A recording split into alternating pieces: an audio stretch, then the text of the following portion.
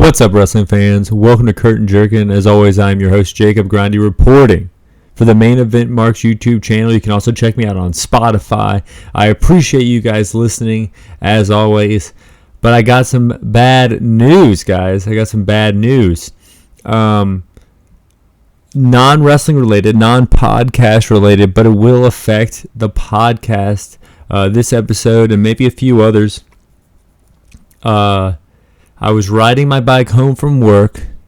A bug went right in the eye. I didn't have those cool Oakleys that you see a lot of people wearing. Now I realize why they got the cool Oakleys, because of these bugs. They're ruthless. Right in the eye. Car pulled out. Had one eye. Slammed on brakes. Long story short, I'm flying over the handlebars. I catch myself. I hit my head. I break my wrist on my right hand, and I sprain my wrist on my left. I tried to work yesterday. I did. I completed the full day, but it was rough. So I'm taking a half day today because I have a charity motorcycle event that I'm hosting this evening. And then tomorrow, I'm taking a half day, but not because of anything to do with my wrists and my hands and my injuries. I'm doing that because I'm going to Collision in Greensboro, North Carolina. I'm pretty freaking excited. Me and my buddy Kenny, we got tickets. We got good seats.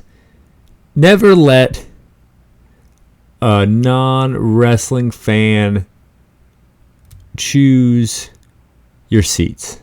Sometimes I'll go to these shows like, hey, man, I know you like wrestling. I see Raw's coming to town. I bought us some tickets. And then you get the tickets, and you're behind the Titantron, or you're in this weird-ass area. You can't do it. One time, I hope she's not listening, but one time my mother bought me tickets to WrestleMania. I was so excited to go to WrestleMania. WrestleMania 27 in the now-defunct Georgia Dome. The Miz, John Cena, The Rock hosting. I think it was voted like it's like down at the bottom of one of the worst manias of all time, but I was excited to be there. But we were sitting so high, and all the lights were blocking the screen. So we couldn't see anything that was on the screen all night because we were so high that the lights were blocking the screen. It was rough, but we got good seats tonight. I digress. I'm here to talk about AEW Dynamite, my overall thoughts, and going into ranking the matches worst to first. We're also going to be talking about the G1. I do have to say, though, I wasn't able to take a lot of notes because my hand hurts. Taking notes, there's a cast on, like a half cast, half brace thing they gave me to put on my wrist. So I might not be able to go in detail, but I'm trying to maybe give a little more opinion instead of give a little more detail. But going over my thoughts on AEW Dynamite, we had the Jericho Appreciation Society mandatory meeting. They seem to be defunct. Hilariously enough, everyone had their qualms with Jericho. You know, Daniel Garcia did his little shimmy and then left him. Jake Hager, I loved that hat. Put it in past tense. Cracked the foundation of the Jericho Appreciation Society to its core. And then it dwindled down. You know, you had Daddy Magic leaving. You had Cool Hand, Angelo Parker leaving. Anna Jay and Ty Conti's fine asses left. And then you had Sammy Guevara wearing the Inner Circle best, not the Jericho Appreciation Society garb. And when he left, you knew it was no more. In the back, Don Callis sarcastically hints at maybe, feeling bad that he might have been the one to cause something like that. Obviously, as a viewer, you know that he's elated that he caused something like that because he's about to get, someone who's synonymous with factions in AEW to join his faction. Along with, I think, Takeshita. I think it's a one-man faction at this point. So they're going to have Takeshita. They're going to have Jericho. Who else is going to join Callis' family? We'll have to see. I do think that Jericho is going to join. The announcement is next week. Officially, they're going to be at Ring. But there was a lot of talking on AEW Dynamite this week. MJF and Adam Cole, they go play dodgeball at the trampoline park, whooping kids' ass. Grown men getting in their feelings, getting involved with their egos to take down some children. Always hilarious, good, funny shit here. And then they go to the ring. MJF kills it with these entrances, man. Still cracking me up after like 2 months of doing it with Adam Cole. They were in the Midwest, and MJF used to make fun of places like Ohio, but now he says it's his favorite place to be in the world, in America. Ironically, going into face MJF, and then Adam Cole brings up that they're wrestling in Wembley, and he's like, "Do you want to do a promo battle?" And he's like, "Well, you're so skinny and white. Hulk Hogan would have snorted you in the 80s. He just has these one-liners on deck, cracking me up." Adam Cole's like, no, that's not what I wanted to do. They're hinting at more and more tension. And what helped with the tension is Roderick Strong right now. And it's like, come on, man, what are you doing hanging out with MJF? He's going to stab you in the back.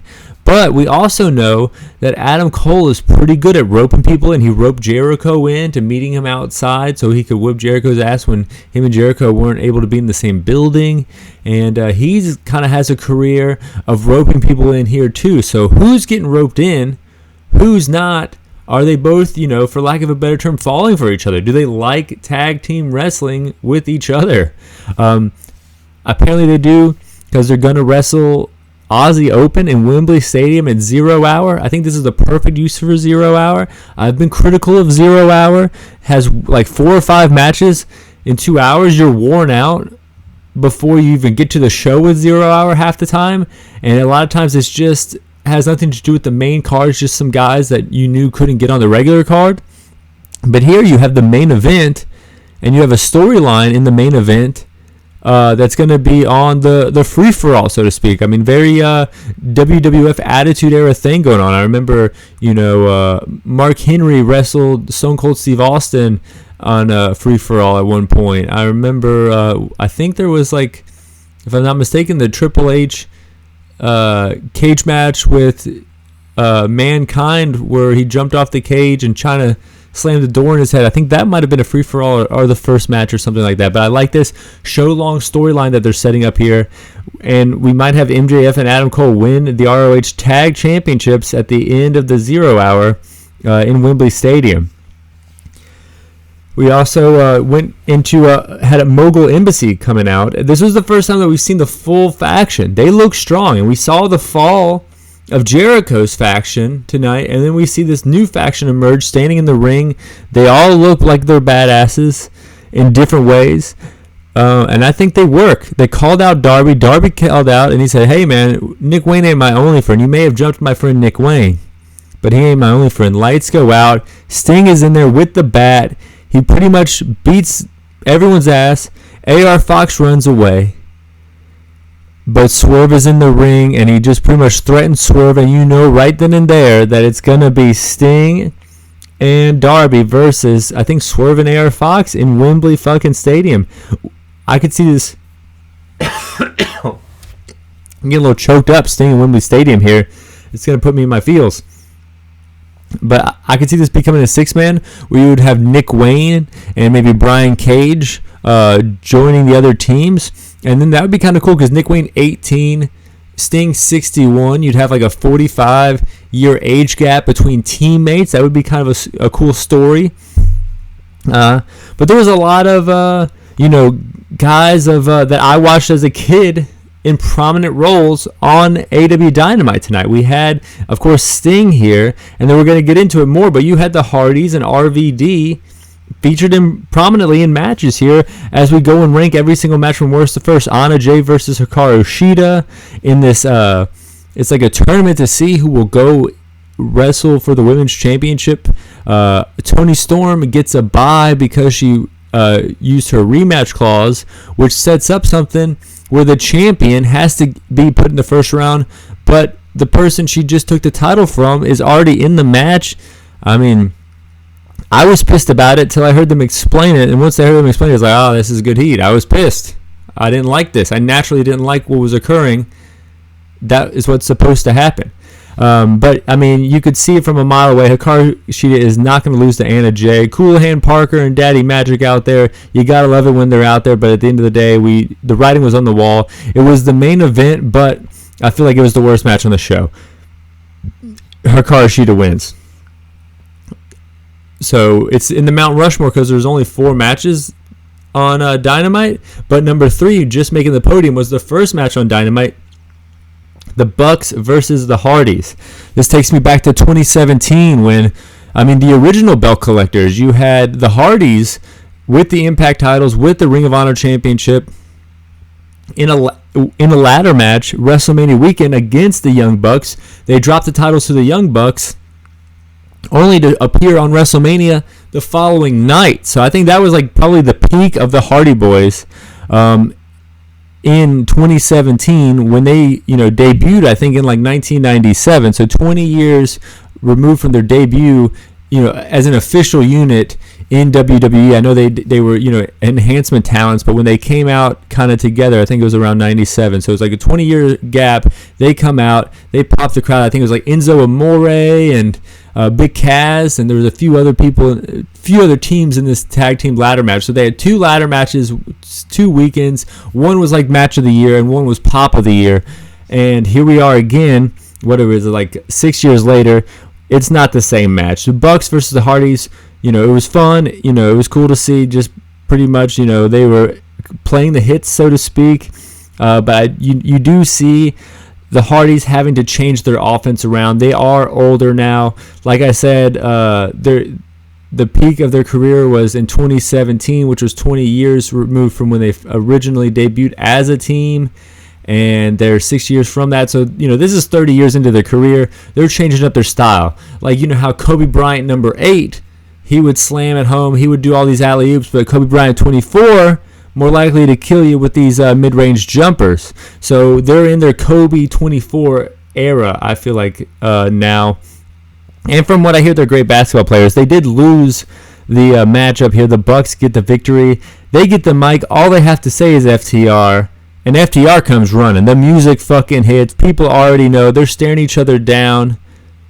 Wembley Stadium, match of the night. I'm calling it here.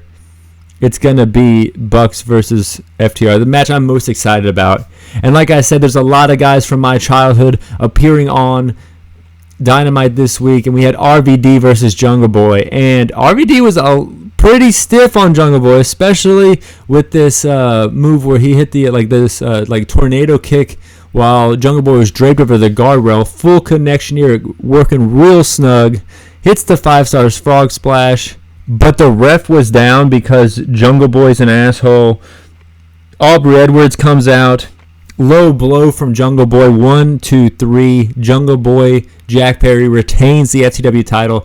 This was great. I don't know why they didn't save this for Wembley. I don't know what they're going to do with Jungle Boy in Wembley, but this is a 180. I would say a 540. He went all the way around back again and then gained a little bit more momentum from going from a face to a heel. Jack Perry did. I hated Jungle Boy as a face. He was, I watch and I review the shows, but he would have been a channel-changing moment for me. But here with this, too cool for you, LA, shithead kid type of gimmick, I love it. But that wasn't the best match on the show. Moxley and Claudio versus the Lucha Brothers, best match on the show. Lucha Brothers attack before the bell. Moxley bleeding super early. Yuta getting into play, using a foreign object, but Lucha Brothers not kicking out. The scoop slam into the cutter spot that Blackpool pulled off was super smooth. Phoenix dodges the Doomsday device to only pop back up and hit a victory roll into a coup de grace. Super awesome. These spots are great. Claudio and Phoenix strike battle. Mox and Penta with the strike battle. Yuta getting involved again. Mox ripping off the mask of Pentagon into a roll-up. 1, 2, 3. Blackpool Combat Club attack them after the match, even though they get the victory. What shitheads. What tough assholes the Blackpool Combat Club is. I think this should have been the main event. Amazing match. Best match on the show. Not really getting into this storyline as much as I would like with the Lucha Bros, Best Friends, Blackpool Combat Club. It seems kind of like thrown together, lazily booked. Like I know that they, there was pull aparts and there was attacks, but I don't remember or know why there were these pull aparts and attacks in the first place. So that kind of lets me know that none of the storylines really resonated with me. But we're leaving AEW. We're going over to New Japan Pro Wrestling. The semifinals, we left the round robin aspect of the G1, and we went into the semifinals. We had Naito defeating Hikuleo. So it was, it's the finalists versus the semifinalists here, all mixed in. We had Will Ospreay defeating David Finlay. We had Evil defeating Sonata, which was big because Sonata hadn't lost a match this whole tournament here, and here he is losing a match to his former faction mate, his former teammate in Evil. And then the main event, Okada versus Zack Sabre Jr., and Okada got the victory there. So then Saturday and Sunday, we're going into the finals and the semifinals here. Let me just pull it up here so I can make sure that I'm going to be giving these matches away accurately. So we're going to have Naito versus Will Ospreay tomorrow morning, and Okada versus Evil. I think that this was going to be Ospreay versus Okada in the finals of the G1. They had, I would say, the match of the G1. I'm excited about this matchup here. I'm excited about going to see Collision. So despite my injuries, I'm going to see Collision. Hopefully no one runs into me. Hopefully CM Punk doesn't stage dive onto me. My wrists are broken. But with all that being said, I'm going to go. I'm pretty much going to watch these finals of the G1. Find a way to watch it. It's some of the best wrestling all year, and it's right around my birthday, guys. Believe it or not, August 18th, I'm 1 week away from my birthday. I'm excited. Fly high. I'm out.